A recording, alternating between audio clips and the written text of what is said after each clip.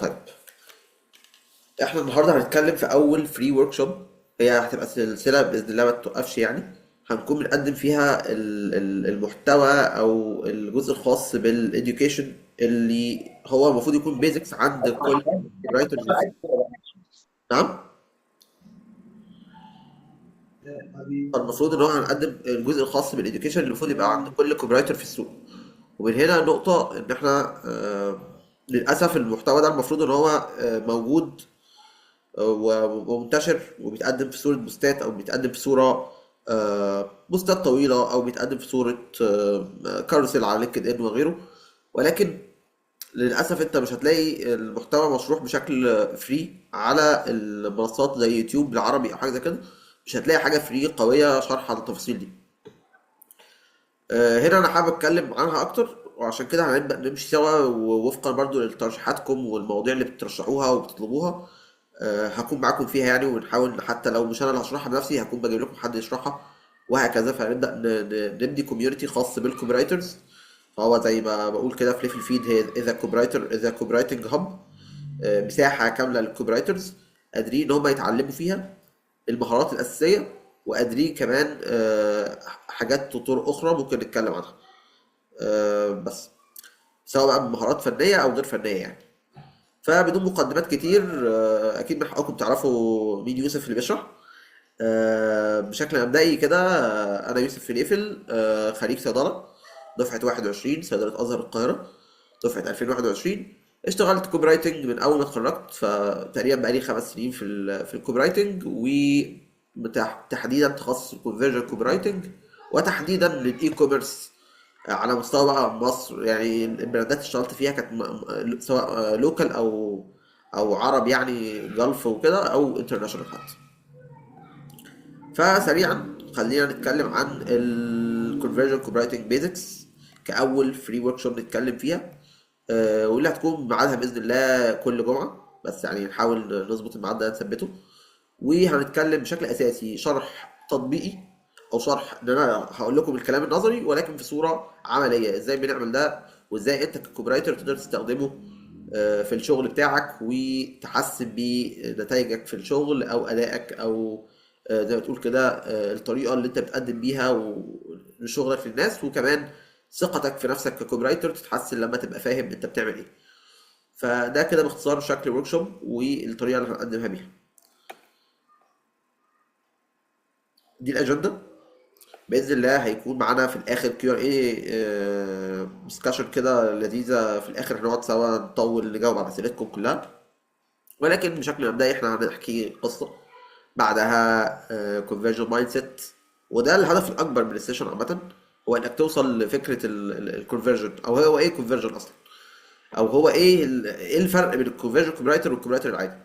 او العادي دي مش كلمه عيب على فكره، هي بس المايند سيت بتاعت البوزيشن ده او الشغلانه دي بيتحكم في ادائه وطريقه تفكيره في الشغل اللي بينفذه.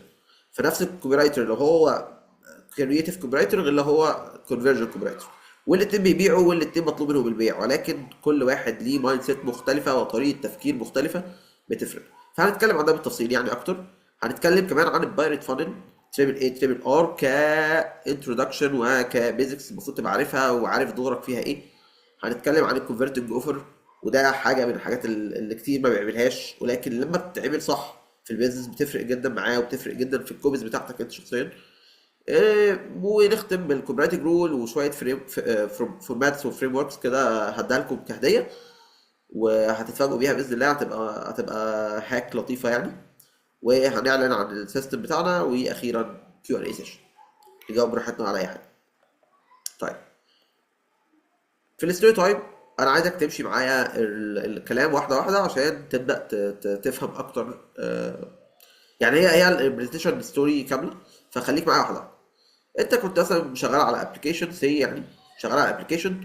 فالابلكيشن ده في شخص شافه عند مين مش يهمنا دلوقتي. المهم ان انت شفته لاول مره، شفت صاحبك بيستخدم ابلكيشن تو دو ليست معينه، تطبيق معين بيجيب من عليه الادويه بتاعته ايا كان.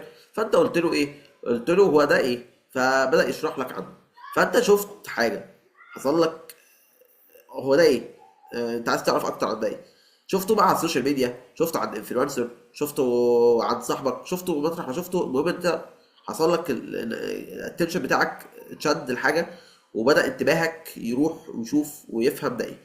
فده الاتنشن، انك تعجبك الحاجه او انك تبدا تقول اه ده الابلكيشن ده ممكن يبقى مفيد ليا، او حلو ده يعني فكره حلوه ومختلفه. فده الانترست اللي بيتولد عندك نتيجه ان انت ايه، عجبك الابلكيشن اللي انت شفته عند صاحبك. بعديها الديزاير او ان انت ما اجربه، ما تعالى كده انزله عندي واشوف هو بيشتغل ازاي. او ما تيجي اشوف التيشيرت ده اللي انت جبته من براند معين، ما تيجي اجيبه واجرب الكواليتي بتاعتهم انا كمان واتفرج انا كمان عليهم يعني، واجربهم بنفسي. فهنا بتولد حته الديزاير، او حته اللي انت ايه، عايز تجرب بنفسك وتشوف الحاجه اللي عجبتك عليك. ودورك في الاكشن، او بعد كده بيجي الاكشن، ان انت تروح تعمل ده فعلا. تنزل بقى الابلكيشن، تجرب البراند، تعمل فري ترايل، ايا كان، تعمل اكشن معين عشان تبدا تجرب اكتر وتعيش التجربه اللي انت شفتها عند غيرك، او اللي انت انتبهت ليها واهتميت وبقيت عايزها. واخيرا هتبدا، لو عجبتك هتتكلم عنها بالحلو، لو ما عجبتكش هتدي نيجاتيف فيدباك وتكره اي حد فيها تاني ان هو يشتريها او يشتغل بيها او. فببساطة ده اللي بيحصل لنا كلنا في حياتنا اليومية، وهو ده نفسه الكونفرجن مايند سيت، وهو نفسه اللي بيسموه في اوقات تانية في كتب، يعني بقى في الكتب في الاكاديميك هتلاقيه يقول لك كاستمر جيرني، هتلاقيه بيقول لك اسامي كتير وحاجات كتير، هو كلهم بيدوروا في نفس الدايرة دي. عشان كده انا قلتها انها ستوري، هي حاجة بتحصل لنا على طول، هي حاجة بتحصل كل يوم، وبتحصل لنا كلنا، وبتحصل لكل البشر يعني. سواء اللي هنا ناس، هنا ناس بره، حد متعلم مش متعلم، هو كلهم عشان يشتروا الحاجه بيحصل لهم نفس السايكل دي. كل حد بعد كده بيتناول علم الماركتنج بمنظوره، ويبدا يقول لك فيها ايه، يسميها باسم مختلف ليه، عشان تخدم اهداف في البيزنس. ولكن انا عايزك تبقى فاهم ومركز ان ده بيحصل في حياتك اليوميه.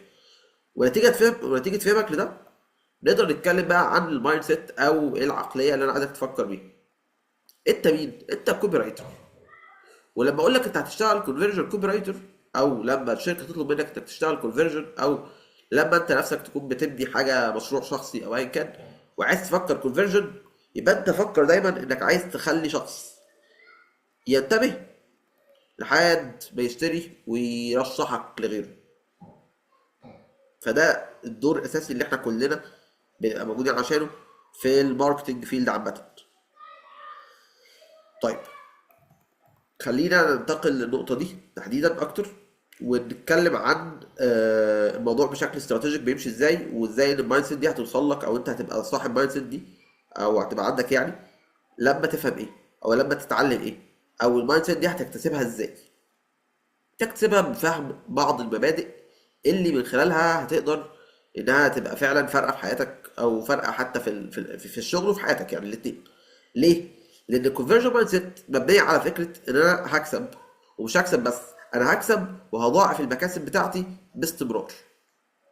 كونفرجن هو التحويل، هو البيع، هو انك تخلق او تاخد الفرصه دي وتكبرها كذا مره وتحسن. فالكونفرجن بيخرج منه حاجات كتير. ففي الفيلد بتاعنا مثلا هتلاقيه يقول لك فيه كونفرجن كوبي رايتر، وهتلاقيه يقول لك فيه بيرفورمانس ماركتير. الكونفرجن كوبي رايتر احيانا بيسموه بيرفورمانس كوبي رايتر، هو شخص مهتم بالاداء، مهتم بالارقام.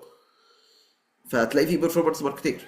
هتلاقي حتى في الديزاينرز بقى فيه مصطلح جديد بيطلع كده اللي هو ايه، ده بيرفورمانس ديزاينر او كونفرجن ديزاينر. حتى ستيل بقى في حاجات جديده بتطلع وتخصصات دقيقه، عشان كلها عايزه ايه، عايزه فكره المايند سيت او الطريقه اللي انت بتفكر بيها عشان. فيلا بينا نبدا باول حاجه عشان نبدا نبني المايند سيت ده عندنا، وهي الفانل. واشهر فانل بتتشرح للكونفرجن كوبرايترز هي البايرت فانل، او التريبل اي تريبل ار. ليه الفانل دي مش الفانل التانية او التالتة او اي فانل تانية موجودة في الحياة عامة بتتشرح في الاف الماركتنج فانلز الموجودة، مئات يعني. عامة الفانل دي فكرتها مبنية على ان ده اكتر حاجة مناسبة للجروس وللبزنس اللي عايز يبقى فيه عنده سكيلابيليتي وعايز يكبر كارباح مستمر. حلو. فدي متوفر فيها 6 عناصر، كل عنصر بيخدم جزء من رحلة العميل، وبيخدمك انت شخصيا انك تبدأ تبقى عارف كل مرحلة انت بتبنيها ازاي، وبتبقى حاسبها ازاي، وتعمل فيها اكتيفيتيز ايه، والتاكتكس عاملة ازاي. فباختصار كده احنا بنتكلم عن 6 مراحل. ال6 مراحل دول هتلاقوا فيه بيزنس بتتنوع من بيزنس لاخر، يعني المراحل دي تتنوع من بيزنس لاخر. ليه؟ لان ببساطه اهداف البيزنس مختلفه.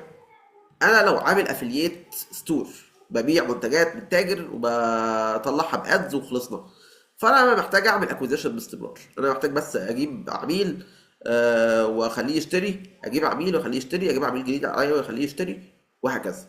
انما انا عايز اعمل براند ولا عايز اعمل حاجه تانيه. فده بيزنس قائم على فكره الهيت اند ران، وفكره ان هو يفضل يبيع باستمرار. في بيزنس تاني يقول لك لا، انا عايز اعمل لويال بيز، انا عايز اعمل ناس بتشتري مني على طول، فيقول لك انا بعمل اكوزيشن واكتيفيشن وريتنشن. بيزنس تالت يقول لك انا لا، انا هبني براند بقى كامل، فيبدا يتكلم في ايه، في مراحل كلها. المراحل كلها دي مش شرط يبقى كلها برضه، ممكن يبقى ايه، يقول لك والله انا هقف عند الريفينيو، مش محتاجهم يعملوا لي ريفيرال، او مش هشتغل عليها كماركتنج ستيج، لا انا هشتغل لحد الريفينيو.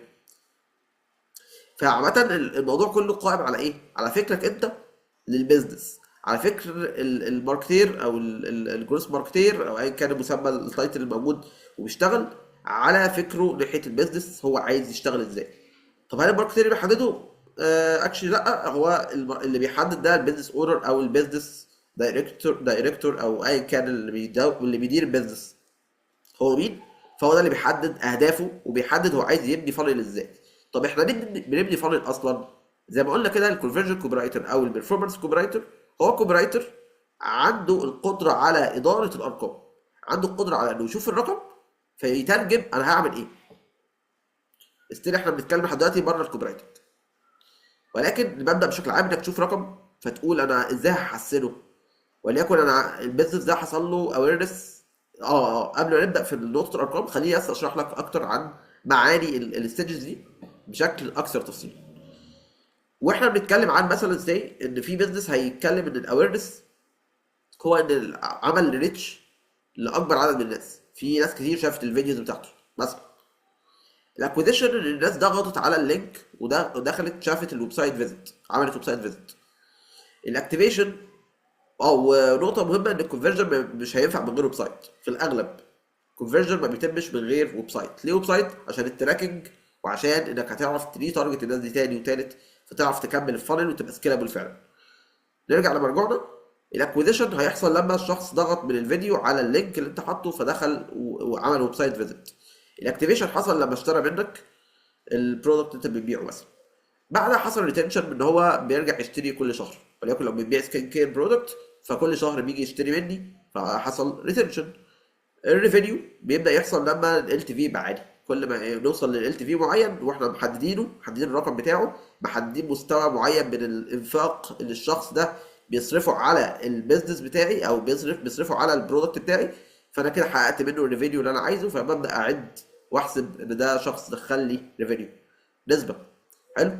واخيرا الريفيرال، او كام شخص بيعمل لك ريفير او بيرشحك لغيره فده مثال معين، مثال على ستور بيبيع منتج، المنتج ده حصل له كل مراحل. في واحد تاني مثال تاني هيقول لك انا اويرنس اكوزيشن، والاويرنس بالنسبه لي هتبقى معناها مختلفه والاكوزيشن معناها مختلفه. وده مثال مثلا واحد عمل ترند فيديو جاب له مليون مشاهده، المليون دول هيبيع منهم 10,000 ف وشكرا، هو كده خلص البيعه بتاعته واختفى. فده واحد مش بيعه طويله، مش بيعه دايمه، مش موضوع دايم معاه. فهنا حصل هو فانل بسيطه اويرنس اكوزيشن، هعمل ترند ثم ابيع ثم اختفي. فهو مش عايز حاجه اكتر من كده. وهنا الاكوزيشن ما بقاش ويب سايت فيزيت، هنا الاكوزيشن بقى ايه؟ بقى بيع مباشر، اللي هو دخل اشترى. اجين اللي بيحدد معنى الشيء هو البيزنس، وبالتالي لما تيجي تتكلم في فانل اتكلم فيها بفهم، تتكلم فيها وانت مدرك ان انت مفيش حاجه اسمها ايه اويرنس يعني فيو، اكوزيشن يعني ويب سايت، مفيش كده. ليه؟ عشان الموضوع بيختلف، والمهم في الموضوع كله انك تبقى عندك الكي بي اي، عارف انت بتقيس ايه في انهي مرحله. مثال تالت عشان الفكره توضح اكتر، لو بنعمل موبايل ابلكيشن زي اوبر، فاوبر مثلا عنده الاويرنس ان الناس تبقى عارفه اسم اوبر، عارفين ان في ابلكيشن اسمه اوبر، فيبقى ايه توب اوف مايند عند الناس.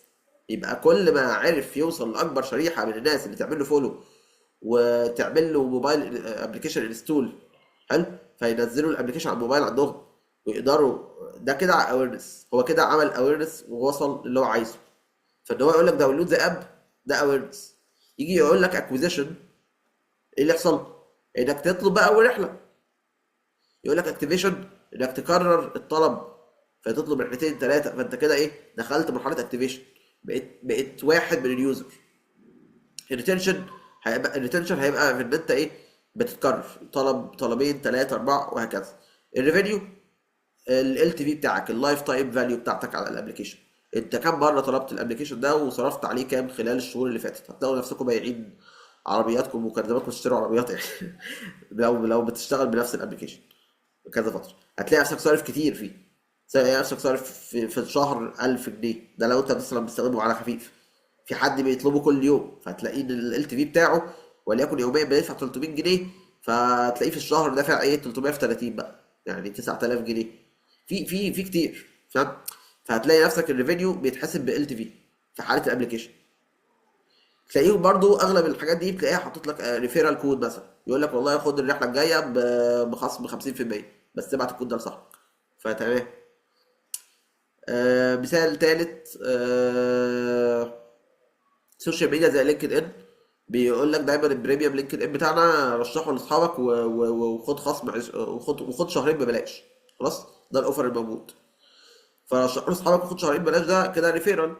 طيب، يبقى الاويرنس انه عرف الناس كلها انه عنده بريميوم لينكد ان، وده هتلاقيه بيرشحه لك في كل حته في داخل الابلكيشن، هتلاقيه فيه استخدم بريميوم لينكد ان عشان عندك سيرفيس بيطلبوها منك وانت مش شايفها، وتخش جوه ما تلاقيش حاجه. المهم ان هو عرفك ان في سيرفيس اسمها كده، وعرفك ان تبعها لينكد ان ليرنينج سنتر، عرفك ان في تبعها حاجات، فانت عارف المميزات بتاعتها وعندك الاويرنس بتاعها، عارف عنها. حلو. فالاويرنس هنا انك عارف السيرفيس وعارف هي ايه. يحصل اكوزيشن، فان هو انك ايه، هتسجل، تسجل ايه، بريميوم لينكد ان، فادي اول اشتراك او فري ترايل بتاعتك.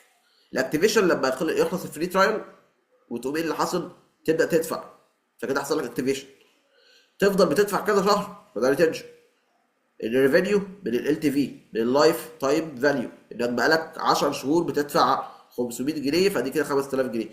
الريفيرال انك تبدا انت نفسك تبعت الكود اللي بيقول لك خد شهرين ببلاش، وتلاقيك بتبعت اكواد وبتبعت حاجات للناس، فده فانل تالتة.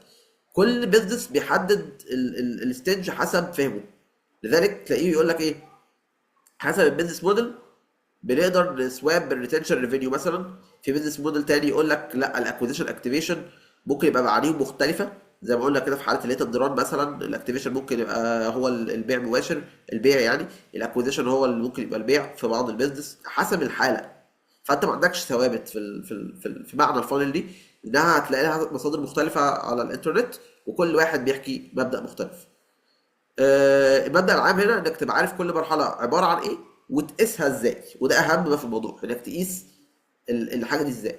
فيقول لك والله الاويرنس ليفل لو في 50000 واحد عرفك مثلا، ودخل لك على الويب سايت 10000 عمل ويب سايت فيزيت، مثال الستور الاولاني ها، فال 10 دول دخل منهم 3000 حصل لهم اكتيفيشن واشتروا منك منتج، فانت الاكتيفيشن ده حصل قدامهم 2000 واحد بدأ يتكرر الشراء منك، منهم 200 فضلوا يشتروا فتره معينه لحد ما بيوصلوا للليميت بتاع ال تي في اللي انت حاطه، الثريشولد قصدي، اللي هو المرحله اللي انت فيها بتقول ايه، انا ده احسبه دخل ليا، اللي هو وليكن انا حاطط في بالي ان هو لما يشتري مني 5 مرات منتج ب 200 جنيه، هيبقى بيصرف 1000 جنيه عندي، يبقى انا كده احسبه ريفينيو. فده كده الايه، الفانل بتاعتي. وحاطط انت ريفيرال كود، فلقيت نفسك بدخل 50 واحد من ال 50000 اللي عرفوك، بقى هما بيرشحوك في الاخر. النسب دي نسب عشان تبدا انت تشتغل عليها. فلما تلاقي نفسك انك انك في الاويرنس من الاويرنس للاكوزيشن في 20% بس اللي بيشتروا، فده رقم حلو. ولكن او اللي بيدخلوا معاك يعني ويب سايت فيزيت، فده رقم كويس. فانت ازاي تحسنه؟ تيجي هنا بقى دور كل تيم ماركتنج اللي شغال. تلاقي ان مثلا من الويب سايت فيزيت لاوردر 30%، فهتلاقي ايه؟ هتلاقي ان انت ممكن تحسن اكتر. طب ازاي؟ تاكتكس نتكلم عنه اكتر بعدين. بس عموما ده المبدأ، انك تبدا تفكر هو أنا ازاي اللي دخل عندي ده هحسن الشراء بتاعه. تيجي بعدها من ان هو اشترى منك مره، ازاي تخليه يكرر الشراء؟ فده تكتيك انك تزود اكتر. فازاي؟ فطول ما انت بتتراك، كل ما تعرف تزود اكتر الفانل وتكبرها اكتر. ولذلك لو كبرت الاويرنس ليفل، لو الناس اللي بتبني براندات بقى، هتلاقيه لو كبر الاويرنس ليفل والناس بقت عارفاه، يعرف بسهوله يشتغل على اللي تحت. ليه؟ هتبدا بقى تمشيه معاك خطوه بخطوه، وتاخدهم من هنا تدخلهم هنا، واللي اشترى منك تخليه ريتنشن ويخليه ريفيرال، وتكبر الريفينيو يعني براحتك.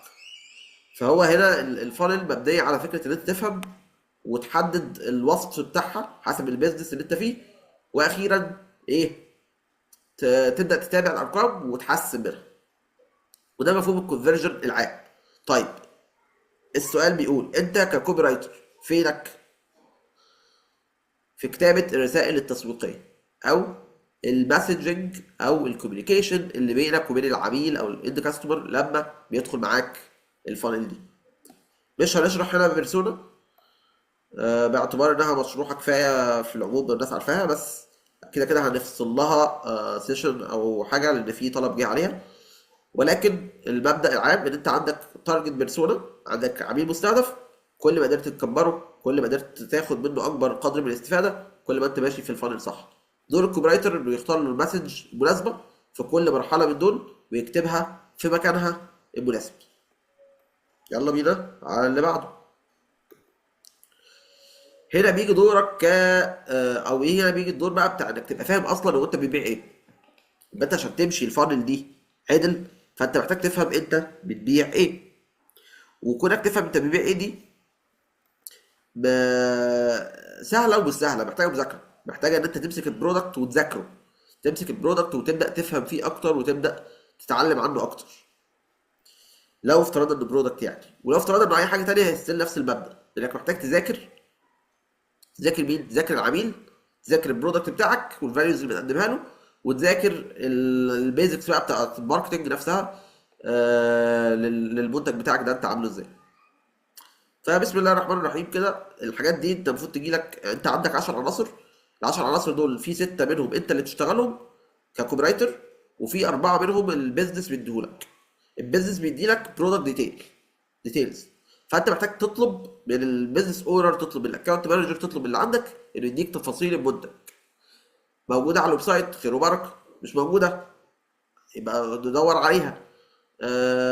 اسال الاونر، اسال اي كان مين مسؤول عن الجزء ده، هو يجيب لك تفاصيل المنتج اكتر. البرايسنج، برايسنج معناها التسعير. ولكن التسعير مش التسعير نفسه. التسعير يعني الفلسفه ورا التسعير ده. احنا عاملين مثلا خصم كبير، عاملين تسعير منافس في السوق ولا لا؟ هل سعرنا اقل من السوق، اكتر من السوق؟ هل السعر بيخدم البوزيشننج بتاعنا؟ يعني ولكن انا ممكن انزل برودكت يكون غالي عشان انا ببوزيشن نفسي ان انا بريميوم.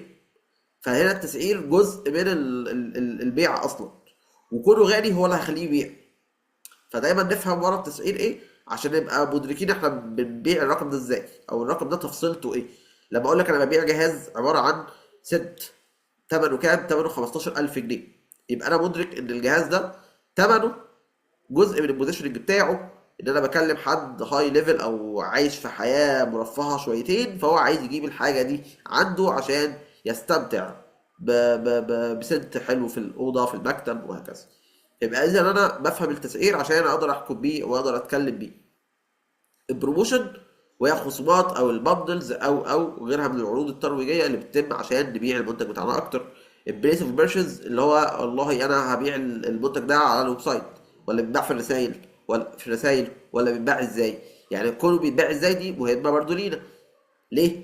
عشان ممكن استخدمها في كتابه الكوبي، ممكن استخدمها في ان انا ابقى فاهم انا بكتب ايه ليه، فابقى عارف السي تي اي بتاعي يبقى عامل ازاي.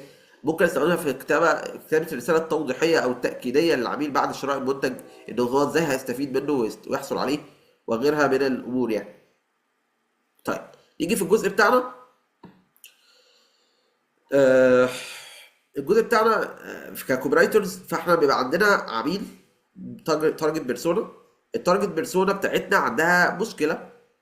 المشكله دي مسببه لها الم. مشكله العميل ان هو مثلا سي ايه ايا كان مشكلته، يعني مثلا وليكن ناخد مثال عملي.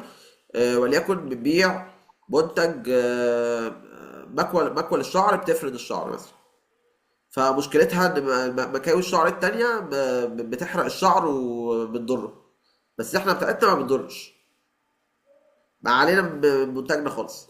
هي مشكلة، عندها مشكلة انها بتستخدم مكوى شعر، بس كل مرة بتستخدمه بتضره وبتتلفه وبيبقى ضعيف وي وي وي وغيرها من المشاكل. فهي عندها ألم. الألم هي الشعور. هي بتحس بإيه بقى لما ده بيحصل؟ هي متضايقة ازاي من شعرها؟ هي اتضايق ازاي ده فارق في حياتها، وازاي ده مخليها مش أحسن حاجة؟ ازاي ان المكوة دي استخدامها مثلا بيطول وهي بتبقى مستعجلة تنزل؟ ف فازاي انا النقطة دي بتخليها متأخرة في الشغل، فممكن تروح متضايقة او مثلا تاخد اكشن بلان او ايا كان المسمى يعني اللي يحصل. فالمهم ان في مشكلة بقى في حياتها ومسببة لها شعور سيء. فادي مشكله، افصلها واكتبها. اكتبها في شيت، اكتبها في جوجل دوكس، اكتبها في اي مكان، اي مكان. وانك تكتب المشكله واضحه قدامك، وتكتب قدامك البين بتاع التارجت بيرسونا، وتكتب بعدها الحلول العامه للبيرسونا دي. يعني والله هي ممكن تعتمد على حل كذا وكذا وكذا. فالحلول دي هي حلول عامه. يعني وليكن هي محتاجه كده حاجه ما تضرش شعرها، او محتاجه تجيب منتجات تغذي شعرها، او محتاجه تجيب فيتامينز. ففي حلول مختلفه. طيب، بس انا بقى هوصف الحل من زاويتي. فانا معايا باكل شعر ما بتضرش الشعر. فهنا هبدا اعمل بيفوت. ايه بيفوت؟ بيفوت انك تقلب الكلام عليك، او تبدا هنا القلبه هنا. كل ده الثلاثه دول تبع البيرسونا. الجزء ده كده من الدايره تبع البيرسونا، تبع التارجت بيرسونا. لما تبدا تعمل بيفوت وتقول انت ليه الافضل، او انت ليه الاحسن، او انت ليه اللي ممكن تكون عندك المنتج ده او الحاجه الحل الاصلي. يعني من البريسكريبشن لبيفوت. بريسكريبشن انا وصفه او روشته ان انت محتاجه مكوة شعر ما تضرش الشعر. البيفوت ان احنا بقالنا 10 سنين شغالين في تطوير منتج ما بيضرش الشعر. ان احنا جبنا لك منتج مستورد وترندي بره ووفرناه لك في مصر ما بيضرش الشعر. ده بيفوت.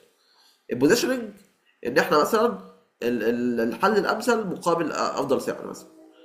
ده ابسط وافشل بوزيشننج، بس في العموم انت البوزيشننج بتاعك ممكن ان انت ايه، آه باكوت شعر خفيفه وشكلها حلو. فالبنت هتجيبك عشان انت عمليه مثلا. هتجيب المنتج ده عشان عمليه وتقدر ايه تستخدمها بشكل سريع. او بوزيشننج ان انا اسرع باكوت شعر، انا خلصت لك شعرك في 5 دقايق. فده بوزيشن. برودكت يو اس بيز، تبدا بقى تليست كل التفاصيل بتاعت المنتج بتاعتك في الاكسل شيت اللي انت عامله او الجوجل دوكس اللي انت عامله، عشان تبدا تكتب اكتر وتبقى عندك كل التفاصيل قدامك. الكلام ده توتال بتستخدمه امتى يا كوبرايتر؟ انت بتستخدمه لما يتطلب منك كوبيز. ولكن ده كده داتا تحضيريه ليك قبل ما تقول اي حاجه. قبل ما تقول ادز، قبل ما تقول برودكت ديسكريبشن، قبل ما تقول ويب سايت كوبي، قبل ما تقول اي حاجه في الدنيا. الحاجات دي داتا تحضيريه ليك قبل ما تشتغل. وهي دي نقطه بتاعت ايه، بتاعت الكونفرجن مايند سيت، او ان انت تبقى فاهم ان انت عملت خطوات كتير قبلها. منها انك حددت البرسونا فاهمها كويس وعملت لها ليستنج في الشيت ده. منها انك عارف المنتج بتاعك ومذاكره كويس فرحت جبت تفاصيله كلها. منها انك عارف البوزيشننج بتاعك، وده معناه ان انت ايه، رحت شفت السوق والقيت نظره كده على المنافسين بيبيعوا ايه. ومنها انك اخدت بريف قوي وواضح عن المنتج بتاعك وتفاصيله. الميتنج هيقفل، فهندخل تاني على لينك زوم تاني هبعته على الجروب يعني ان شاء الله. ففي العموم هي النقطة بتاعتنا هنا ايه، ان انت عملت الواجب اللي عليك قبل ما تبدأ تشتغل. وده اللي هنبدأ نتكلم عنه اكتر في الجزء التاني من السيشن. على الجروب هبعت لكم اللينك على طول يعني.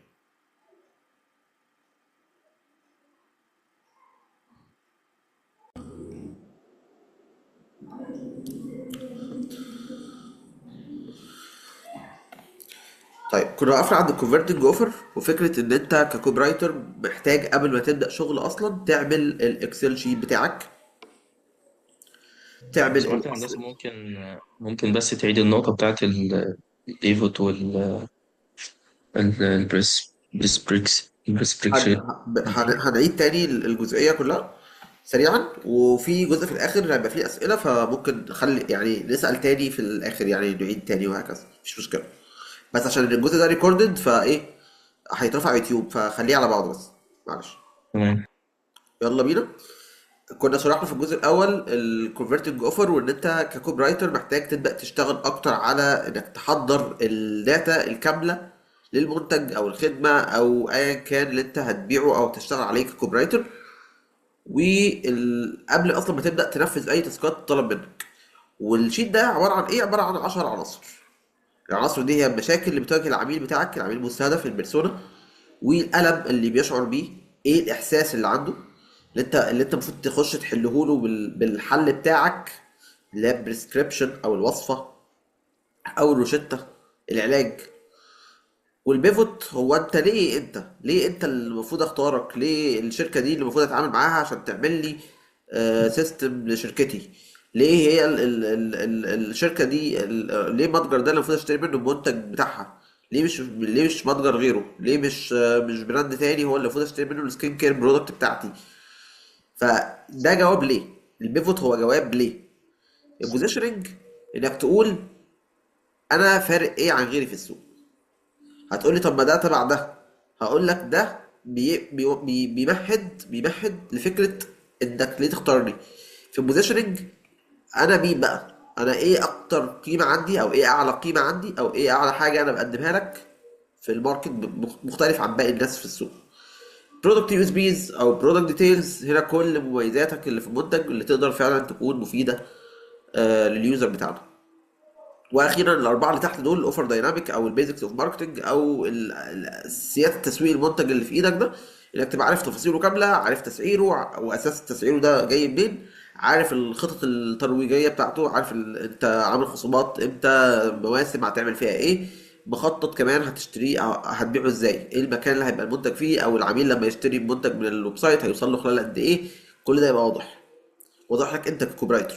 ليه؟ عشان ببساطة الحاجات دي انت ممكن تستخدمها في اجابات على العملاء، ممكن تستخدمها في انك تكتب كوبز لمراحل مختلفة من الاويرنس ليفل، ممكن تستخدمها لحاجات كتير قوي جاية، تاسكات كتير هتطلب منك وانت شغال. طيب سريعا احنا كده مرينا بكام جزئية. فاحنا اتكلمنا عن الكونفرجن مايند سيت، من حيث ان احنا فاهمين ان الماركتنج ده حياة البشر عامة، سواء متعلم او مش متعلم او ايا كان هو مين في الحياة. فهو انسان بيجذبه انتباهه بيروح لناحية اشياء معينة، ولما انتباهه ده بيروح هناك فيها حاجات بتعجبه، ولما حاجة بتعجبه بيبقى عايز يجربها، ولما بيبقى عايز يجربها ويجربها فعلا، حاجة من الاتنين، هيشكر فيها ويقول للناس كلها عليها، يا اما هيبقى نيجاتيف فيدباك ويكره اي حد يسأله عنها. واتكلمنا ان دي مايند سيت، وان الكونفرجن هو مايند سيت، وهو الكوبرايتر هو الكوبرايتنج في النهايه، الكتابه هي كتابه، في النهايه هي نفس البيزكس اللي انتوا متعلمينها ككونتنت واللي موجوده فري في كل حته. ولكن الكونفرجن هو مايند سيت، هو طريقه تفكير تخليك طول الوقت متابع الارقام، طول الوقت قادر تحسن الارقام دي، وعندك التاكتكس، عارف التاكتكس بتاعت كل حاجه، تعرف من خلالها تحسن بيها ايه، او دي دورها فين في الفانل كامله، في السيلز سايكل كامله، ايا كان المسمى بتاعها. وعرفنا البايرت فانل بتريبل اي تريبل ار بتوعها، وانها بتختلف من بيزنس التاني، ولكن المهم في الموضوع كله انك تبقى عارف تعريف كل مرحله، والكي بي اي اللي بتقيسوا بيها. يعني والله الاويرنس ليفل انا بقيسه عن طريق رقم معين، ايه الرقم ده؟ رقم ريتش، ولا رقم فيديو فيوز، ولا رقم ويب سايت فيزيتس، ولا رقم ترافيك على اوف لاين. يعني كل دي كي بي اي البيزنس بيحددها، وتختلف من بيزنس لاخر، وتختلف من تعريف من مقاله هنا لمقاله تانية بتقراها هنا لحاجه بتتعلمها بتختلف. فالموضوع هنا ايه؟ يتوقف على فهم البيزنس وعلى تحديدك انت كبيزنس لمعنى الحاجه وارقامها ايه. وانا هنا بالكونفرتنج اوفر، وانك تبني لنفسك ككوبي رايتر كشيت قبل في شيت او حاجه منفصله عشان تبدا تنفذ التاسكات اللي بتطلب منك. ليه بقى؟ لان انت ككوبي رايتر او كونفرجن كوبي رايتر، انت ضروري تبقى متفهم مراحل وعي العميل. انت البرسونا بتاعتك عندها درجه من الوعي بالمنتج ده، ودرجه الوعي دي هي اللي بتخليك تكتب الكوبي الصح. ليه؟ انك بقيت فاهم هو انت الكوبي دي هتروح للعميل في انهي مرحله من معرفته بيك. ولما يحصل كده انت هتبقى عارف انت هتكتب الهوك عامل ازاي. هتبقى عارف انت هتكتب ايه في الماضي، هتقول ايه في الماضي عندك فيترجم في صورة ايه. فدي النقطة الخاصة بايه؟ انك تكتب الكوبي الصح. وكتابة الكوبي الصح هو اللي هتخليك تبيع او هتخليك تحقق ارقام. ولما تحقق ارقام تبقى valuable asset للبيزنس. ليه؟ لان انت بتجيب مبيعات، بتجيب فلوس.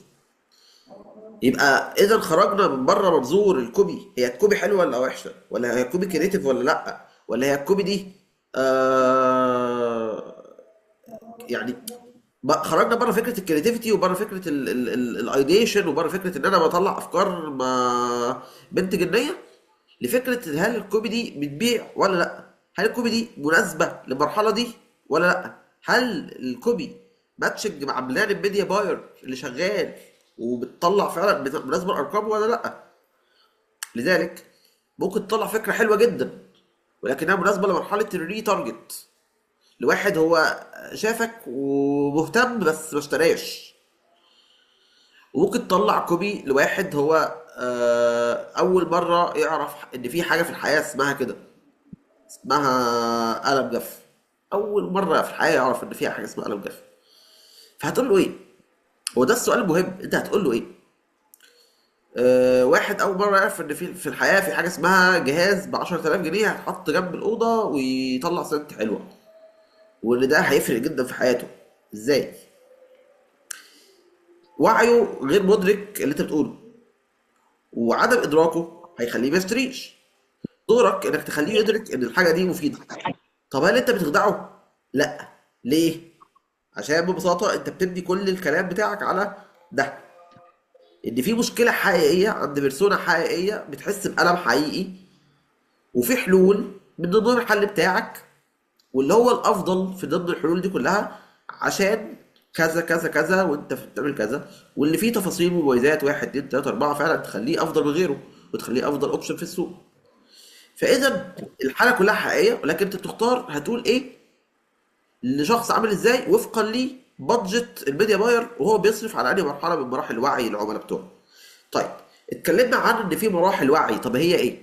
ايه هي مراحل الوعي عند العميل بتاعك او عند البيرسونا بتاعتك؟ مراحل الوعي 5 مراحل. اقلهم الان اوير، واحد ما يعرفش حاجه اصلا، واعلاهم الموست اوير انه عارف كل حاجه عنك بالتفصيل. طب ده يحصل ازاي؟ يحصل ببساطه الموست اوير هو شخص جربك، هو شخص اكزيستنج كاستمر، هو عميل فعلي للبراند، هو اشترى المنتج بالفعل وجربه. مبسوط او لا نختلف فيها، ولكن المهم ان هو جرب المنتج بتاعك بالفعل وعارف كل تفاصيله وعارف كل حاجه عنه. فده موست اوير كلاينت او كاستمر. الان اوير هو شخص ما يعرفش ان هو اصلا محتاج، او ما يعرفش اصلا انه عنده مشكله من اساسه. بقى هو اصلا ما يعرفش ان اوضته ريحتها مش لطيفه، وبالتالي او مكتبه ريحته مش حلوه، وبالتالي الكاستمر لما بيجي عنده ما بيبقاش مرتاح، فمحتاج حاجه تحسن اجواء المكتب. ما يعرفش اصلا ان السنت عامله مشكله عنده، ان روائح المكتب بالنسبه له عامله مشكله. تفصيله بسيطه، تفصيله بسيطه هو عقله غير مدرك لوجودها. فلما يبقى عقلك غير مدرك لوجود الشيء مستحيل تقتنع بكوبي، مستحيل حتى لو كنت اكتر كوبي كريتيف في العالم مستحيل يقف عندها ويشتري منك. فانت لو البيزنس عنده بادجت كفايه انه يشتغل على الان اوير كلاينت او الان اوير كاستمر، هيطلب منك كوبيز. الكوبيز دي هتبقى رايحه على مراحل ايه؟ ان هو تفهمه ان عندك مشاكل، ان انت في في المكتب بتاعك. حلو. طيب، خلينا نتكلم عن الموضوع بشكل اكثر تفصيل، وناخد مثال الغريب بتاع السنت او جهاز السنت اللي بيفرق في حياة البيزنس اونر ده وبيخلي مكتبه مكان مريح للكاستمر اللي بيجي عنده. المثال ده على قد تفاهته على قد ما ان هو صعب. لو انت جالك جهاز غريب عشان تشتغل عليه وانت مش عارف، ومش انت نفسك ككوبي رايتر ممكن تبقى شايف ان الحاجه دي رفاهيه، وبالتالي هو مين هيشتري مني جهاز بالمبلغ ده في الشيء ده؟ هنا بيجي المبدأ بتاع ايه؟ بتاع ان انت اولا ككونفرجن كوبي رايتر تبقى مقتنع ان مفيش حاجه اسمها ما بتتباعش. احنا عددنا 110 مليون على رأي واحد صاحبي بيقول كده على طول. احنا عددنا 110 مليون 120. فانت عندك عدد كبير جدا من البشر اللي تقدر تبيع لهم المنتج. فاذا ما تحكمش على نفسك، انت مش البرسونا. دي خطوة رقم واحد عشان تبدأ العقلية تشتغل معاك وتبقى الموضوع متنظم. رقم اتنين، تبقى شايف ان بعد مذاكرتك طبعا للمنتج والبرسونا وكل القصة اللي قلناها، تبقى عارف هو امتى هيبدأ يفكر يشتري. كونك بتعرف امتى هيبدأ يفكر دي حلو، هتخليك عارف تكتب، هتخليك عارف تطلع افكار. يبقى انت اول حاجه تقتنع ان انت مش العميل، فبالتالي لما ما تفكرش من زاويتك انت، ما تفكرش هو انا لو مكانه هشتري ولا لا، لان انت مش العميل. ده رقم واحد. رقم اتنين، مفيش حاجه اسمها غاليه، مفيش حاجه اسمها رخيصه. في حاجه اسمها مفيده وذو نفع وهو الشخص ده بمشاكله في الحياه مفيده ولا لا. انا عايز اقول لكم ان في حاجه اسمها سنت ماركتنج. سنت ماركتنج هي التسويق بالروائح، وبالتالي عدم ادراكك لوجود الشيء لا ينفي وجوده. فخلينا متفقين ان الان اوير ليفل ده صعب ووحش واغلب البيزنس اصلا مش شغال عليه. لكن لو اشتغلت عليه فانت هتكون بتخدم حاجه فين؟ في الفانل. احنا قلنا اهو، كل ما كبرنا الاويرنس ليفل، كل ما كبرنا طبقه الناس اللي عارفه ان في حاجه اسمها كونفرجن كوبي رايتنج، كل ما زودنا معدل الطلب عليها، وبالتالي هنقدر نبيع اكتر. فاذا الان اوير ليفل، لو عندك البادجت الكافيه انك تعمل الاويرنس بتاعها او تخليه واعي بوجود مشكله عنده وعارف حلك وعارف ان في حلول وعارف ان الحل بتاعك، فانت كده عملت فيه خير كبير جدا، وزودت اصلا الماركت سايز بتاعك. انت كده بتزود الماركت سايز بتاعك، وانت هتبقى اول اختيار بالنسبه له لما يجي في مرحله الشراء منك. طيب، عندك بعده ثلاث اشخاص تانيين. في شخصيه عارفه مشكلتها، عارفه انها محتاجه حاجه او شايفه ان المكتب ريحته مش لطيفه. في شخصيه تانية عارفه ان في اجهزه او في معطر جو وفي حلول يعني ممكن تتعمل عشان يخلي المكان ريحته كويسه. في واحد عارف المنتج بتاعك تحديدا وعارف النوعيه بتاعتك وعارف كام منافس تانيين فبيقعد يقارن بينكم. وفي واحد هو جربك بالفعل او على الاقل خالص خد منك تيست وشاف اللي انت بتقدمه. فدول مراحل خمسه من الوعي. هتقول لي طب هو انا في البيزنس بشتغل على مرحله مرحله؟ اقول لك لا. ليه؟ لان الناس دي ناس موجوده حقيقيه، الناس دي بشر حقيقيين زيي وزيك. ففي السوق في واحد عارف مشكلته، في السوق في واحد عارف السوليوشن، في السوق واحد عارف البرودكت، في السوق في واحد موست اوير وعارف منتجك وجرب. فاذا او جرب منتج منافس، فهو موست اوير برضه، هو عارف كويس تفاصيل الحاجه بتاعتك. فاذا ايه؟ اذا اللي عايز اقوله ان البيزنس بيشتغل على اكتر حاجه هتجيب له ربحيه واكتر حاجه هتخليه يتحرك، وفي نفس الوقت بيشتغل كبلان بي بقى على الايه الخطوات اللي بعد كده، ان هو ازاي يكبر الماركت شير بتاعه. فيضطر يروح يجيب من الان اوير وبروبلم اوير. ميديا باير يحب يشتغل على السوليوشن اوير وبرودكت اوير، يحب قوي يشتغل على المرحلتين دول. ليه؟ الزبون موجود وجاهز، عميل جاهز انه يشتري، واحد عارفك وعارف حلولك وعارف تفاصيل بسيطه عنك. فانت داخل بس تقول له انا ليه اشطر حد، انا ليه اجمد حد، انا ليه الاحسن. فهو ده واحد ايه، محتاج بس كده تقول له انت ليه جامد. ودي الكومنتس مباشره وسهله. وبالتالي اغلب الميديا بايرز هتلاقيهم بيشتغلوا على مرحله سوليوشن اوير برودكت اوير. نسبه اقل اللي بتشتغل على بروبلم اوير، ولكن بيشتغل على بروبلم اوير باعتباره ايه؟ باعتباره برودكت اوير او باعتباره سوليوشن اوير. وهفهمكم ازاي. السوليوشن اوير هو شخص يعرف ان في منتج اسمه جهاز بيطلع سنت حلوه، حلو وغالي، الجهاز ده غالي هو يعرف ده، بس ما يعرفش البراند بتاعك. حلو. في المرحله دي الميديا باير هتلاقيه بيطلب منك كوبيز. الكوبيز دي بتقول لك ايه؟ خاطب بيه الالم عند الشخص ده، وخاطب بيها مشاكله، واعرف عنه مش عارف ايه، وكلمه بالحاجات دي. ده تمام صح، مفيش مشكله. ولكن هو لو عارف مشكلته فانت مش محتاج توضح له مشكلته، انت محتاج ايه؟ تقول له انك عارف مشكلته. في مرحله البروبلم اوير انت محتاج توضح له ان هو اصلا في مشكله وكبيره ومفروض تتصرف وتحل عشان ينتقل معاك من مرحله لمرحله. يبقى ايه الفرق بينهم؟ فرق تفصيلي. ان ده واحد عارف مشكلته، عارف ان المكتب ريحته مش حلوه. بس واقف في مكانه، هو لسه ما وصلش لمرحله وعيه ان هو يبدا يدور في السوليوشنز. ما وصلش لمرحله وعيه ان هو يبدا يدور ويشوف ويتصرف. ما وصلش للمرحله دي. نتيجه ده ايه؟ قاعد هنا. فانت محتاج تحركه من ان هو قاعد عند مشكلته وباصص عليها وما بيتحركش، لمرحله انه بيتحرك وبيبص على حلول. فده بتتكلموا عن مشكلته بالتفصيل، وبتكلموا عن ضررها، وبتكلموا عن بالكونتنت بالاخر كده، بتكلموا عن ايه المشاكل اللي في حياته قد ايه، وده موضوع خطير وكده. فعموما احنا واحد ما يعرفش حاجه خالص، عرفناه مشكلته لما اتعرفت بدأ يدور على حلول. الحلول لما عرفها بدأنا نقول له احنا ليه احسن حل واحنا ليه الافضل. فتعالى بقى اعرفك المنتج ومميزاته ومقارنات وقبل وبعد وادي رأي العملاء، وخليه يشتري مني. ولما يشتري مني ايه اللي يحصل؟ اخليه بقى ريفيرال، اخليه يعمل حاجه تانية معايا ايا كان. فهو دي الخطوات او المراحل الخمسه اللي دماغك او دماغ العميل بتمشي فيها اثناء ما انت ايه بتحاول تزود وعيه بالمنتج وتخليه يشتري منك، أو اثناء ما انت بتزود مبيعاتك كمان يعني بمعنى ادق. وعشان البيزنس يبيع مباشره، ففي الاغلب السوق بيشتغل على سوليوشن اوير، برودكت اوير، بوست اوير. سوليوشن اوير وبرودكت اوير اكتر مرحلتين السوق بيشتغل عليهم. وعشان دول اكتر مرحلتين بتسلوب بيشتغل عليهم، خليني اشرحهم لك تاني. سوليوشن اوير شخص يعرف ان في حلول لمشكلته وانت حل منهم، بس ما يعرفكش، يعرف الحل بتاعك، المنتج بتاعك، نوعيه الشيء بتاعك.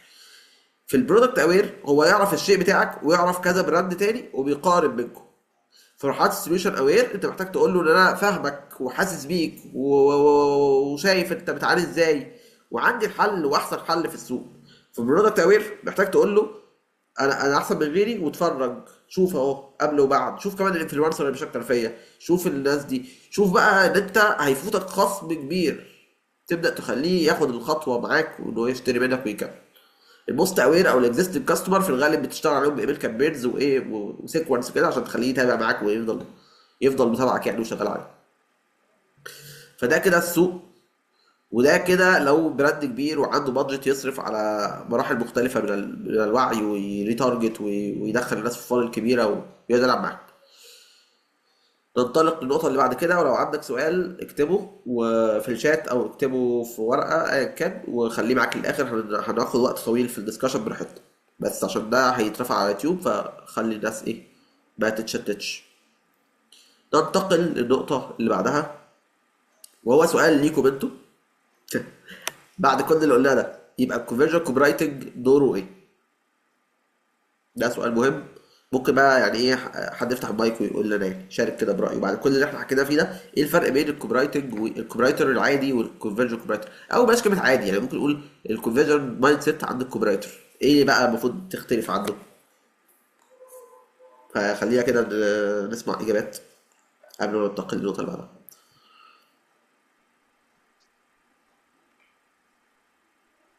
يعني يفتحوا مايك عادي او ممكن تكتبوا في الشات عادي يعني.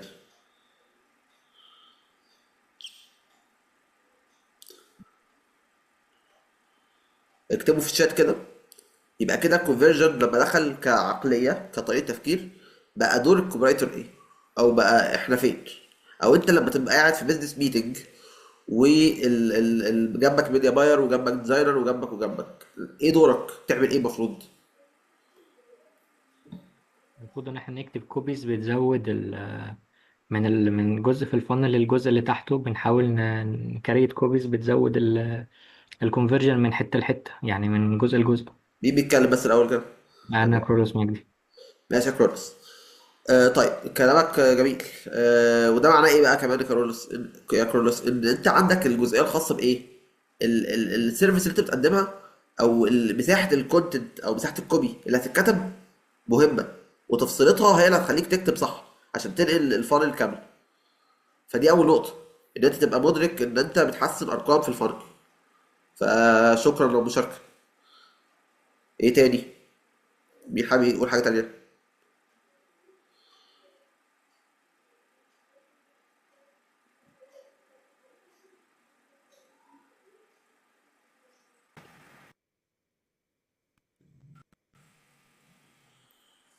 هو قفل فجاه صح؟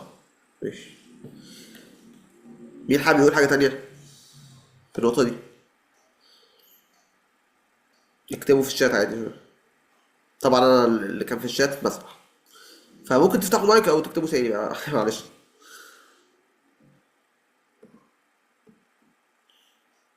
حد يقول حاجه تانية ولا نكمل؟ الكوبي رايتر بيكتب محتوى كويس، لكن الكونفرجن بيترجم المحتوى بارقام. دي نقطه مهمه. يبقى اذا الكونفرجن كوبي رايتر مهم جدا انه يكون باصص على الارقام. طبعا حد يقول ان كده كده الكوبي رايتر المفروض يكون بيبص على الارقام. اقول لك منطقي، ولكن هو غرض الدخول البوزيشن ده في السوق ان اغلب الكوبي رايتنج واغلب السوق اصلا ما كانش باصص على الارقام. يعني الكوبي رايتنج ما كانش باصص على الارقام. اللي كان بيبص مين؟ الهاي ليفل بورد والسكه اللي فوق، الناس اللي فوق ميديا باير بقى، حد مسؤول عن الفلوس، الكلام ده. لكن ما كانش الكوبي رايتر نفسه بيبص على ارقام الاعلانات بتاعته، هو الاد ده اشتغل ولا ما اشتغلش، واشتغل ليه وما اشتغلش ليه. ما كانش التفصيله دي موجوده في السوق بشكل قوي. طب شكرا يا باي. ايه تاني مثلا موجود؟ وبرضه نقطه مهمه، بما اننا بنتكلم ارقام، ففي جزء اصلا مخصص للاناليتكس المفروض الكوبي رايتر يبقى فاهمه ويتعلمه. ممكن نتكلم عنه في مره تانيه. ايه تاني يا شباب؟ يعني السؤال بتاع البيزنس ميتنج ده حلو، لان هو نقطة البيزنس او نقطة اللي هو ايه السكرين دي.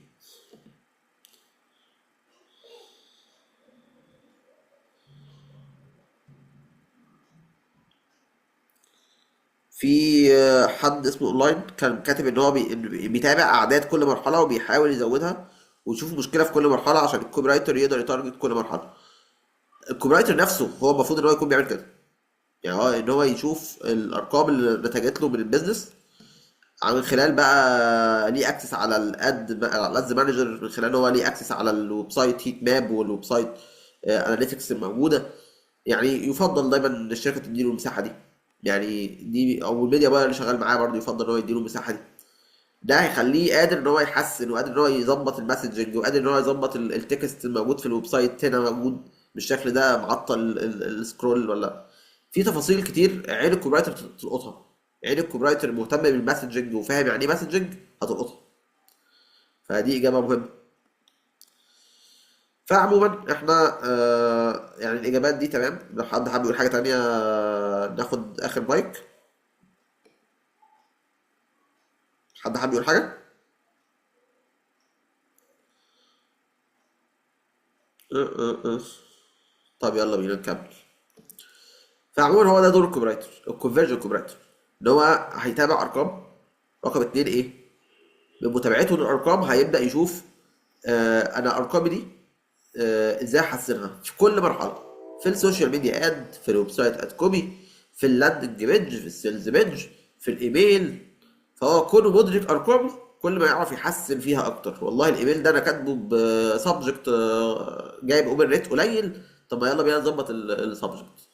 طب والله انا الناس اللي دخلت الايميل اغلبهم تفاعلوا معاه، طب ما تيجي بقى نحسن الاوبن ريت عشان الاوبن ريت يزيد، فلما الاوبن ريت يزيد اللي جوه ارقامه تزيد، وهكذا بقى. طول الوقت انت بتشوف ارقامك عشان تقدر تحلل فيها وتحسن فيها وتستخدم تاكتكس مختلفة تانية وهكذا.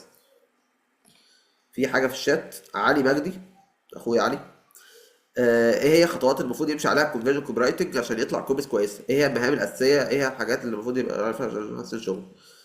ما هو الخطوات ان هو يبدا اول حاجه انك تطلع الكونفرتنج اوفر، تطلع اصلا انت بتبيع ايه وتفاصيله عامله ازاي، اللي احنا كنا بنتكلم فيها هنا.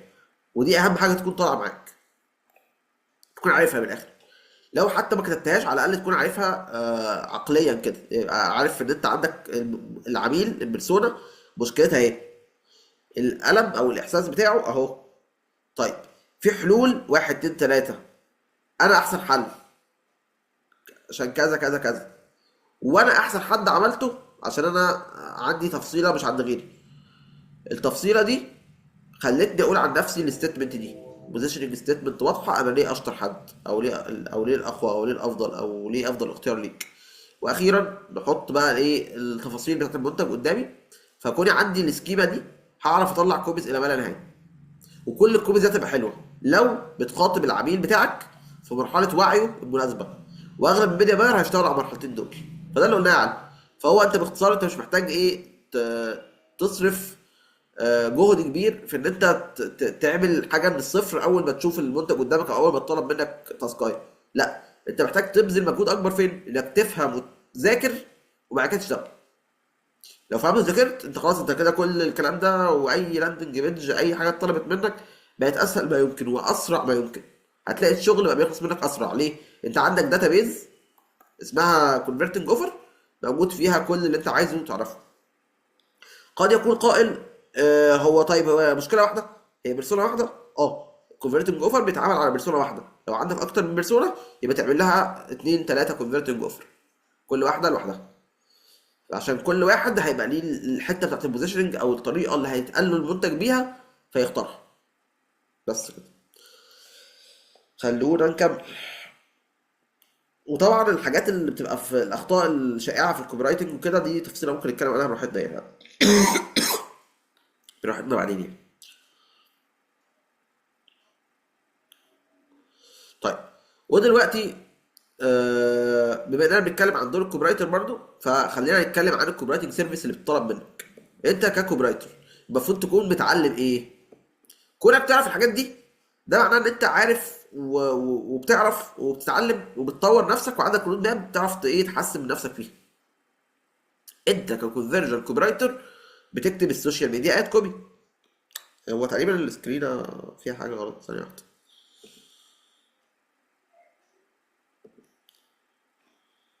فثانيه واحده. فالسوشيال ميديا اد كوبيز دي اول حاجه انت بتتعلمها. فهتلاقي مثلا الايه الكابشن الهيدلاين ده انت بتكتبه، الفيجوال دايركشن اللي انت بتحطه، والتكست اللي ورا ده انت برضو بتتعامل فيه تكتبه وهكذا. طيب، هتلاقي برضو انت المفروض بتكون بتشتغل على لو طلب منك جوجل ادز، فالكونفرجن كوبي رايتر بيطلب منه جوجل ادز. ليه؟ الاعلانات دي بيدخل منها فيزيتور على الويب سايت، الفيزيت ده محتاجين يشتري، فايه اللي هنكتب له من بره يخليه يضغط ويشتري. حلو. واخيرا هيطلب منك ايميل كوبي رايتنج، فبرضه الايميلات اللي بتتبعت للناس إيه اللي هيتكتب فيها؟ الكتابه دي، الفيجوال دايركشن، التكست اللي هنا، التكست اللي تحت، كل التنسيق ده دورك. كمان هيطلب منك سيلز بيدج. سيلز بيدج عباره عن برودكت بيدج طويله. يعني السيلز بيدج هي عباره عن البرودكت بيدج طويله اللي هنا بنسموها اللاندنج بيدج عادي. فيها زرار شراء وفيها منتج وفيها شرح التفصيلي للمنتج وفي الاخر اشتري الان وبتاع، او في النص اشتري الان وكذا مره كده كول تو اكشن وبتاع. فده انت مطلوب منك تكتب لاندات او سيلز بيدج ايا كان مسماها ايه. المسمى الاصلي ليها السيلز بيدج.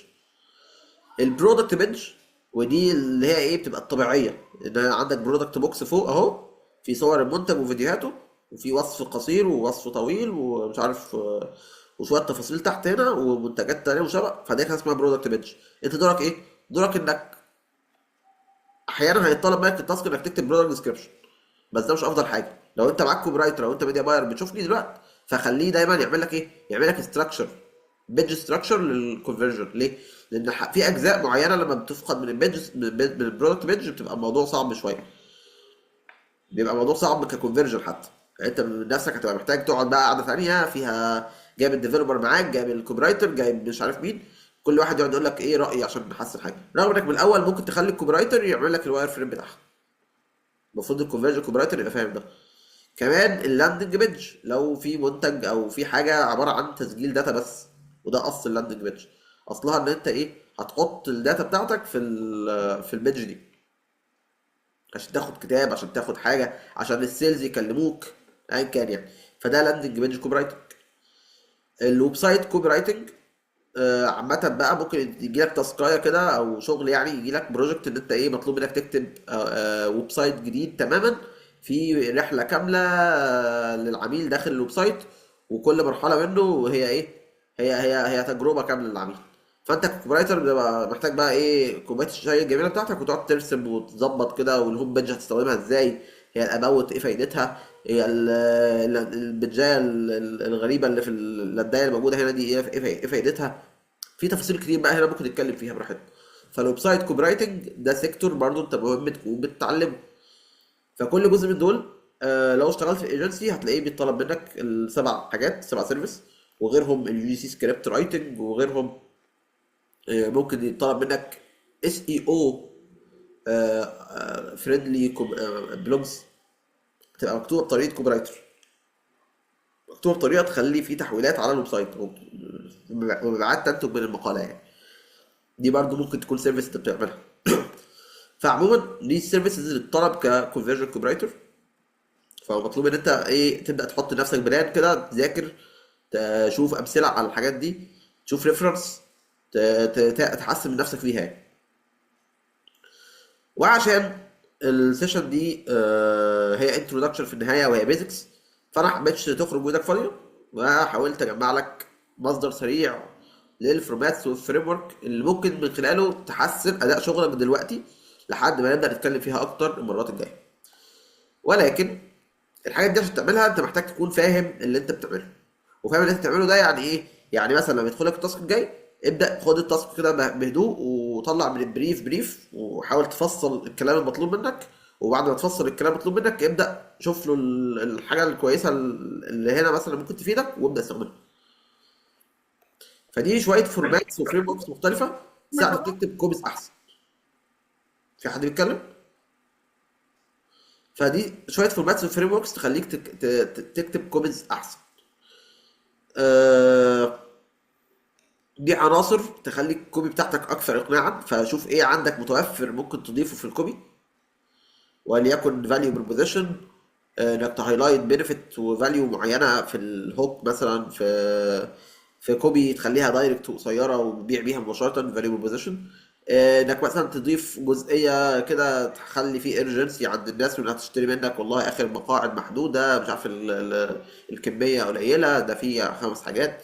طبعا يفضل انك تكون ارقام حقيقيه وما تستخدمهاش كتير الحركه دي. السوشيال بروف، فوالله ده رأي العملاء فينا، والله احنا بعنا لأكتر من 10,000 عميل. ده في آلاف الطرق من السوشيال بروف يعني. الايموشنال ابيل، انك تجيب بقى حته شعوريه كده وتلعب على الالم عند الشخص والبينيفيتس والجينز اللي هياخدها لما يشتري منك الحاجه بتاعتك. الكول تو اكشن، الاثوريتي. الاثوريتي هو انت ليه الاقوى او انت ليه الافضل. والبينيفيت دريفن، او الكوبيز اللي مبنيه على الايه، على الفايده والمنفعه. في تاكتكس لكتابة الكوبيز مختلفة برضو. كوبيز او ايميلات او غيره يعني. هي اللي هي دي اللي هي الكويستشن، الهاو تو، النمبر ليست، الحاجات اللي هي بيبقى فيها تشويق وغموض في الاول، وبعد الغموض ده بيخلي القارئ ممكن يكمل الكوبي للاخر. التستيمونيال، الكلمات القوية المميزة اللي بتخلي العميل اللي يبدأ يتفرج معاك اكتر. التحديات او التشالنجز، وازاي تخلي القارئ متابع معاك اكتر. هتلاقوا دايما هنا مثال وامثله، وهتلاقوا هنا الكوبيز والاليمنت او الحاجات اللي بتخلي الشخص يبقى او تخلي الكوبيز مقنعه اكتر. وهتلاقوا هنا طريقه مختلفه لكتابه السي تي ايز او الكول تو اكشن يعني، عشان تطلب من العميل حاجه فممكن تكتبها له بالطريقه دي، بالطريقه دي، ولا بالطريقه دي. عشان تستخدم الكلام ده انت محتاج تعمل ايه؟ انت محتاج بس تفرد كده التاسكات الكتيره مطلوبه قدامك، وتبدا تنوع بينهم بس. يعني مثلا ايه، جرب كده في يوم من الايام انك تطلع الكوبيز كلها بكول تو اكشنز مختلفه. دي فريم ورك مختلفه. فمعاك مثلا تاسكايه طلعها ب6 فريم ورك، ادي 6 كوبيز. عندك مثلا تكنيك معين عايز تستخدمه في الهيدلاين ولا حاجه، حطه بايه بتكنيك من دول. كامبين تايب مختلفه، الايميل ايميل ماركتنج مثلا، فعندك كذا كامبين، فكل كامبين ليها بينفيت وليها طريقه في استخدامها. فخد المثال ده وطبق عليه عندك، فده اعتبره ريفرنس للكتابه. الميتنج هيفصل فهبعت لكم لينك تاني. وعموما الشخص ده هو المصدر الفريم وركس دي، تقدروا تتابعوه اكتر يعني. هو كليكابل، الصوره كليكابل، فبتضغطوا عليها في البرزنتيشن هتفتح معاكم اكونت، وشوفوا بقى الصور بتاعته والانفوجرافيكس كلها يعني. وده حاجه مبدئيه لحد ما نتكلم فيها اكتر باذن الله. نرجع تاني بعد الفاصل. معلش بقى زوم طلعنا قال لي 10 دقايق وندخل تاني، كان بريك غير مقصود. يلا بينا. كنا وقفنا في الاخر على الجزئيه الخاصه بايه، ان احنا عشان نحرك نفسنا خلال الفتره الجايه، لحد ما نتكلم في سيشنز اكتر عن الفورماتس والفريم وركس بتاعت الكوبي رايتنج، وتفاصيل اكتر في الكتابه نفسها وفنيات الكتابه نفسها. فنقدر نستخدم الانفوجرافيكس دي، وهنلاقي انفوجرافيكس اكتر عند الراجل الطيب ده يعتبر بالنسبه لي اكتر واشطر كوبي رايتر في العالم. بالنسبه لي تشيز دايموند هو التوب. تشيز دايموند عنده الحته بتاعت ايه، ان هو عامل انفوجرافيكس كتير مفيده. فلو دخلت على لينكد ان عنده وفتحت الايمج هتلاقي فيها كميه انفوجرافيكس رهيبه، هتسهل عليك فهم السي تي ايز، فهم الفريم ورك، فهم ازاي تكتب ايميل، كوبي رايتنج مظبوط، حاجات كتير جدا. عنده الايميل نيوزلتر بتاعته حلوه برضو، تقدر تتابعها، هتلاقيها بتوصل لك كل اسبوع، تبقى لطيفه جدا وفيها معلومات قيمه جدا يعني. فتشيز دايموند من الناس اللي انت ممكن تتعلم منهم تعليم حقيقي وانت بتتابع لينكد ان بتاعك يعني. وجه في سؤال في البريك بخصوص هو انا لما اغير الفريم ورك بتاعي اللي انا شغال بيه في الكوبي هيفرق في ايه، يعني ازاي اغير ويفرق في ايه. خلينا ناخد مثال عملي. وليكن اشهر فريم ورك موجود في السوق الايدا موديل، وبيتشرح كتير جدا في كل حته. الايدا موديل مثلا او الايدا فريم ورك او ايدا فورمولا ايا كان المسمى بتاعها، بتقول لك ان انت هتكتب جمله تثير الانتباه، ثم جمله تثير الاهتمام، ثم جمله تثير الرغبه والشراء. حلو. يعني ايه اتنشن، يعني ايه انترست، يعني ايه ديزاير، يعني ايه اكشن. اعتبرهم كده ايه ايه الحاجه، ايه الهوك، هيبقى ايه اللي يخليه يتشد معاك، فده هوك اتنشن. والانترست والديزاير هتكتب حاجه تثبت ان انت الافضل، او تثبت او تقول له ان المنتج ده بتاعك انت. ويليها الحته بتاعت ايه، الرغبه في الشراء بقى، اللي هو وانا افضل حد والناس كلها بترشح لي وبتحبني وبتشتريني. ويليها في الاخر كول تو اكشن ان انت ايه، جرب ده دلوقتي. فده مثال مبسط جدا مكون من 4 جمل بيطبق فيه الايدا موديل. انت عايز تكتب كوبي طويله، عادي جدا هتطول شويه في الاتنشن، تطول شويه في الانترست، تطول شويه في الديزاير، تطول شويه في الاكشن. الايدا موديل زي ما بتكتب الكوبي الصغيره دي، تقدر تكتب بيها صفحه كامله، لاندنج بيج كامله عباره عن ايدا موديل بس. واكيد انتوا عارفين الكلام ده، ده مش كلام جديد على حد. ولكن النقطه فين، النقطه انك بتستخدم الفريم ورك وفقا لشكل او القالب اللي بيتحط فيه الايه، التطبيق ده. فالقالب ده لو هو لاندنج بيج طويله دي قصة، ولو هو مش لاندنج بيج طويلة ولا حاجة ولكنها مثلا كوبي صغيرة فدي قصة تانية مكونة من جمل بس. لو هو القالب ده موجود في صورة جوجل اد فالجملة نفسها هتتكتب أيضا. لو القالب ده في صورة يوتيوب فيديو طويل فهتبقى أيضا موديل، وهكذا. فانت ايه، فانت دماغك بتشتغل حسب الفريم ورك وحسب تطبيقة كل حاجة على الفورمات بتاعتها او القالب اللي هتحط فيه.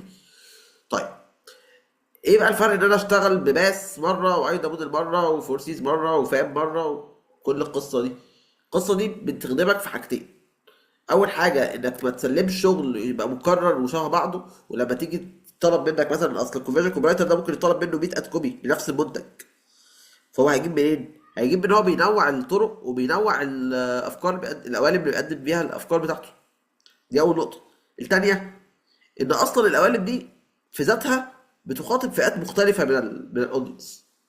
فالاودينس اللي هيشوف تايرد اوف دال هير وعلامه استفهام وطريقه الطريقه دي مثلا في الاول، ده اودينس. والاودينس اللي هيشوف ديسكفر ذا سيكريت اوف سموث هير او سموث سكين ايا كان، ده اودينس تاني. واللي هيهتم بالحاجه الفور سيز او الحاجه الكلير كونسيز كومبيلينج كريدبل دي، الحاجه اللي هي مباشره ودايركت وجمل صغيره وبتخبط بيه مباشره دي، فده اودينس تالت. فكل واحد منهم ليه طريقه وليه تارجت مختلف، ليه اودينس مختلف، ليه ناس هتستقبله بطريقه تخليهم ايه، مهتمين باللي انت بتقدمه وبتعمله والمنتج بتاعك. فاولا هتجيب اودينس مختلف لما تنوع في الفورمولا. تاني حاجه كل فورمولا ليها تطبيق مختلف وفقا للقالب اللي هتقدم فيه. وتالت حاجه او يعني زي ما قلت كده، مصلحه ليك انت عند الكلاينت بتاعك ان انت ايه، ما تقدملوش الشغل يبقى مكرر او طالب منك 10 اد كوبي وانت عملتهم كلهم ايضا، او كاتب كل الكوبيز بتاعتك واخر علامه استفهام. كلها كده الهوكس كلها علامة استفهام علامة استفهام علامة استفهام. فانت بتعمل ايه؟ انت كده ما ايه، هو هيشوف الشغل حتى لو صح هيقول لك ده ممل جدا ومش حلو، وهيقول عليك ان انت كمان مش عارف تشتغل.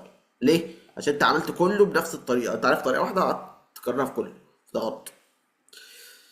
فعموما دي ادوات عند الكوبي رايتر عشان يقدر يقدم شغله بطرق مختلفة ويحسن شغله ويحسن نتائجه كمان. هي بتنعكس كمان على نتائجه والارقام فعلا، فهي مفيدة وضرورية.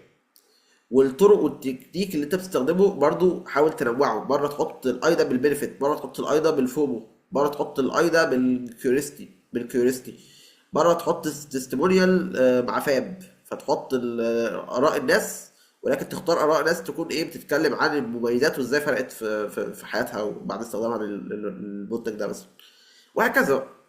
فانت بتنوع، بتشكل تكنيك مع فورمولا مع هنا مع هنا، تلاقي نفسك بتطلع كونتنت مختلف باستمرار. طيب آه باذن الله ده فاصل اعلاني. ممكن نقول ان احنا عندنا ال 3 سي كلاينت كوبرايتنج سيستم. ده هيبقى بروجرام مدفوع بعيدا عن الفري ورك شوبس اللي هتتقدم باستمرار كل جمعه باذن الله. الفري ورك شوبس هتبقى فيها التكنيكس والفنيات والاسس اللي المفروض تكون عند اي كوبي رايتر في الدنيا، يكون عارف ازاي بيكتب، ازاي بيتصرف في اللاندنج بيج التاسك اللي بتدخل له، يكون عارف ازاي بيتصرف في الايميل ماركتنج اللي بيدخل له، يكون عارف الفنيات اللي هي موجوده. وانت تقدر تستخدم فيها تشات جي بي تي، وتقدر تستخدم فيها تولز كتير بتساعدك. ولكن السيستم هدفه ان انت تكتب صح. مكون من 4 اسابيع او 3 اسابيع واسبوع بونص. ال3 اسابيع، الاسبوع الاول هو الكلاريتي، او ان انت تكتب بشكل واضح بدون اخطاء. الاخطاء اللي هي الاخطاء العامه، مش الاخطاء الاملائيه بس، الاخطاء العامه للكوبي رايتنج اللي بتتم من اغلب الجونيورز. كلها هنتكلم فيه في اول اسبوع.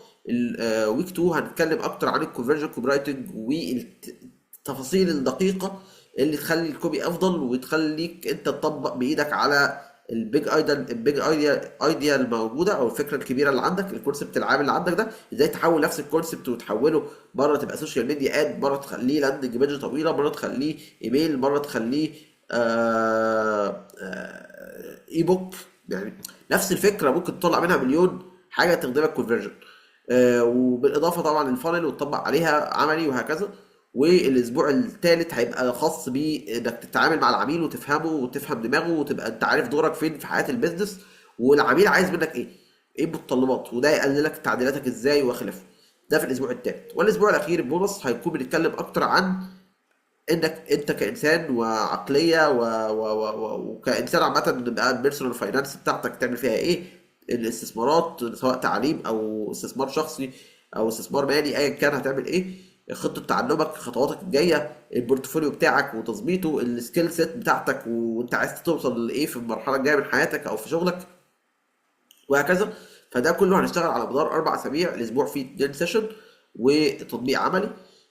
وفي الاخر بتضم الكوميونتي بتاعنا في السيستم اللي بتقدر تحصل عليه في فيدباك مستمر من الكلاينت معاك. الكلاينت انت وانت شغال في السوق يعني تقدر ترجع وتسال عليه براحتك، وهكذا نفضل مكملين مع بعض في جروب خاص للفيدباك المستمر والشغل المستمر. طيب دلوقتي وقت ديسكشن ووقت اسئله ووقت ان احنا نجاوب على اسئلتكم. في اسئله وصلتني في الفورم بتاع تسجيل السيشن نفسها، لما كنت بتملوا الفورم بتاعت الريجستريشن بتاعت الفري ورك شوبس. فهجاوب عليها في الاول، وبعد كده ناخد اي اسئله تانية موجوده في الشات. فاكتبوا اي سؤال عندكم في اللي احنا شرحناه النهارده او ما شرحناهوش النهارده، هنجاوب عنها اكتر يعني. وممكن الاول نقفل الريكورد لان احنا كده وصلنا للدiscussion، ونبدا نتكلم مع بعضنا اكتر براحتنا يعني.